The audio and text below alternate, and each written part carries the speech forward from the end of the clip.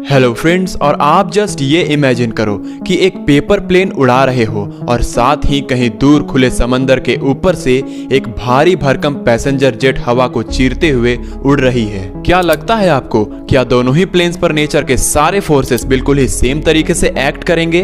Obviously not. तो फिर हम ये कैसे मान के चल सकते हैं कि जैसे सोलर सिस्टम के अंदर प्लैनेट्स मूव करते हैं, बिल्कुल वैसे ही गैलेक्सीज के अंदर भी स्टार्स मूव करते होंगे? I mean to say that ऐसा जरूरी है क्या?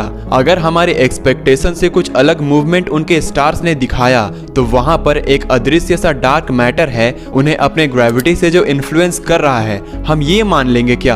आप खुद सोच कर देखो ना, डार्क मैटर से अच्छा तो एक्सटर्नल फील्ड इफेक्ट गैलेक्सीज के स्टार्स को एक्सप्लेन करती है। दरअसल ना फ्रेंड्स, एक्सटर्नल फील्ड इफेक्ट ये कहती है कि जिस तरह ऊंचाई पर उड़ रहे पैसेंजर जेट अपने बनाए विंड करंट से नीचे जमीन के पास उड़ रहे पेपर प्लेन को इन्फ्लुएंस कर सकती है, उसी तरह बड़े बड़े गैलेक्सी क्लस्टर्स भी अपने इंडिविजुअल गैलेक्सीज के अंदर स्टार्स की मूवमेंट को इन्फ्लुएंस कर सकते हैं। बट यहाँ पर आता है कैच। दरअसल फ्रेंड्स, एक्सटर्नल फील्ड थ्योरी जैसे कई सारे थ्योरीज में साइंटिस्टों को बहुत ही बड़ी वीकनेस दिखी है कि ये थ्योरीज ग्रेविटेशनल लेंसिंग इफेक्ट को एक्सप्लेन ही नहीं करते और इसे सिर्फ डार्क मैटर ही एक्सप्लेन कर सकता है। वहीं रिसर्चर्स के अकॉर्डिंग ये जानने को मिला कि जिस डार्क मैटर को हम यूनिवर्स के एक्सपेंशन के पीछे का कारण समझते आए हैं, वो डार्क मैटर मैक्सिमम थ्योरीज को तो एक्सप्लेन ही नहीं कर पा रहा है। यानी कि जिस डार्क मैटर के होने से हम एक्सिस्ट कर रहे हैं, वो एक्सिस्ट ही नहीं करता। तो वहीं दूसरी तरफ ग्रेविटेशनल लेंसिंग जैसे थ्योरीज को डार्क मैटर से अच्छा तो कोई एक्सप्लेन ही नहीं कर पा रहा है और इसे सिर्फ डार्क मैटर ही एक्सप्लेन कर सकता है। यानी कि अभी भी हम घूम फिर के वापस से आ रहे हैं डार्क मैटर के पास।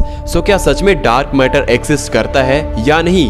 वेल, इसका जवाब इस फोटो में है। इस फोटो में जो आपको ब्लैक होल का इवेंट होराइजन इतना बड़ा दिख रहा है ना, वो असल में 5 गुना छोटा दिखना चाहिए था। और जी नहीं, मैं नहीं, ये इस इमेज का रॉ डेटा बोल रहा है। इसे जब 2017 में इवेंट होराइजन टेलीस्कोप ने कैप्चर किया था, तब उसे शेयर करके इंटरप्रेट करने में ही 2 साल लग गए थे। यस, सिर्फ इस एक फोटो के लिए साइंटिस्टों ने 5 पेटाबाइट जितना डेटा कलेक्ट किया था। यानी इतना डेटा कि अगर हम मुंबई के वानखेड़े स्टेडियम को खचाखच भर भी दे, तो वो सारे लोग 72 GB के GTA 5 को तो एटलीस्ट 2 बार डाउनलोड कर ही सकते हैं। इनफैक्ट क्योंकि इतना सारा डेटा इंटरनेट से नहीं सेंड किया जा सकता था, इसीलिए उस वक्त साइंटिस्टों ने उसे हार्ड ड्राइव्स में भर भर कर एरोप्लेन से एक दूसरे तक भेजवाया था, और तब जाकर फाइनली वो इमेज बन पाई थी। And all the efforts at the end were worth it, because आज यही वो डेटा है जिसने ये भी रिवील किया है कि M87 का इवेंट होराइजन उसके एक्स्ट्रा डार्क मैटर की ग्रेविटी के वजह से हमें 5 गुना मैग्नीफाई होकर नजर आता है। यकीन नहीं हो रहा है, राइट?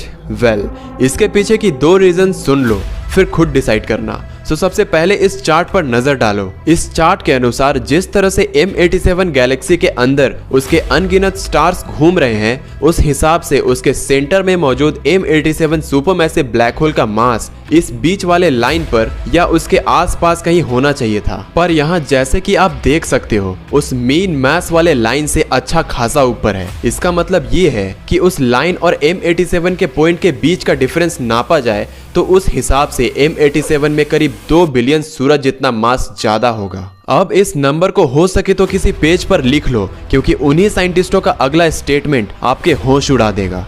उनका अगला स्टेटमेंट था कि जब उन्होंने M87 गैलेक्सी के स्टार्स के मूवमेंट पर उस गैलेक्सी में मौजूद टोटल एस्टिमेटेड डार्क मैटर के असर को कंप्यूटर पर सिमुलेट किया, तब उन्हें पता चला कि जिस तरह से M87 गैलेक्सी के स्टार्स मूव कर रहे हैं, उस गैलेक्सी का ज्यादातर मैटर उसके बिल्कुल सेंटर में होना चाहिए। अब कोई गेस करना चाहेगा कि एग्जैक्टली कितना? वेल, जवाब बस कुछ देर पहले आपने एक पेपर पर लिखा था। जी हाँ, अगेन लगभग 2 बिलियन सोलर मासेस, यानी बिल्कुल उतना ही जितना M87 में एक्स्ट्रा मास डिटेक्ट हुआ है। पर क्या हम इसे प्रैक्टिकली प्रूव कर सकते हैं? वेल, बिल्कुल, क्योंकि जैसा कि हम जानते हैं नो हेयर थ्योरम के अनुसार, एक बार अगर ब्लैक होल ने सबसे नजर चुरा कर किसी चीज को निगल लिया, तो सिर्फ उसके चार्ज, उसके मास और स्पिन के अलावा आगे कोई नहीं बता सकता कि उसने एग्जैक्टली खाने में क्या खाया था। कितना % हाइड्रोजन, कितना % हेलियम, या फिर कितना % डार्क मैटर। अब आते हैं सेकेंड लूप होल पर। तो ये देखो, ये है बुलेट क्लस्टर। इसमें ये जो सेंटर में पिंक कलर का हॉट गैस का क्लाउड नजर आ रहा है ना, वो असल में एक प्रूफ है कि लेफ्ट और राइट साइड के ग्रुप ऑफ गैलेक्सीज लगभग उसी जगह एक दूसरे से कोलाइड होकर एक दूसरे के आर पार पास हो चुके हैं। बट अब जरा इन लेफ्ट और राइट में मौजूद गैलेक्सीज के ग्रुप में नजर डालो।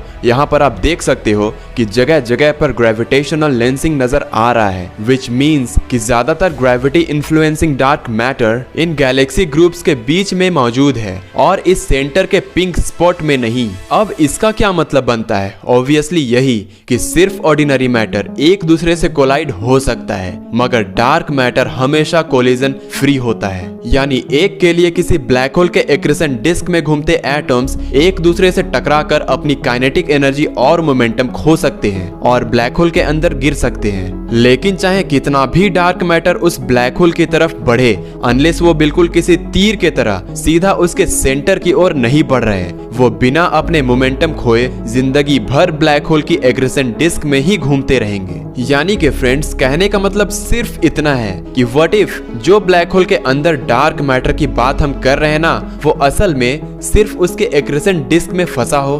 बिसाइड्स हम ये कैसे भूल सकते हैं कि यहाँ पर जो हम ब्लैक होल की बात कर रहे हैं वो बुनियादी तौर पर काफी अजीब और कॉम्प्लिकेटेड होते हैं। फैसिनेटिंग एंटिटीज होते हैं ब्लैक होल्स, जिसे हम एक वीडियो में तो कवर नहीं कर सकते। सो अगर आपको वीडियो से कुछ भी नया सीखने को मिला हो और इसी तरह से इंटरेस्टिंग वीडियोस चाहिए तो ब्रूस वर्ल्ड चैनल को सब्सक्राइब जरूर करना, साथ साथ बेल नोटिफिकेशन को भी ऑन जरूर कर लेना ताकि आने वाली कोई भी वीडियो आप तक सबसे पहले पहुंचे।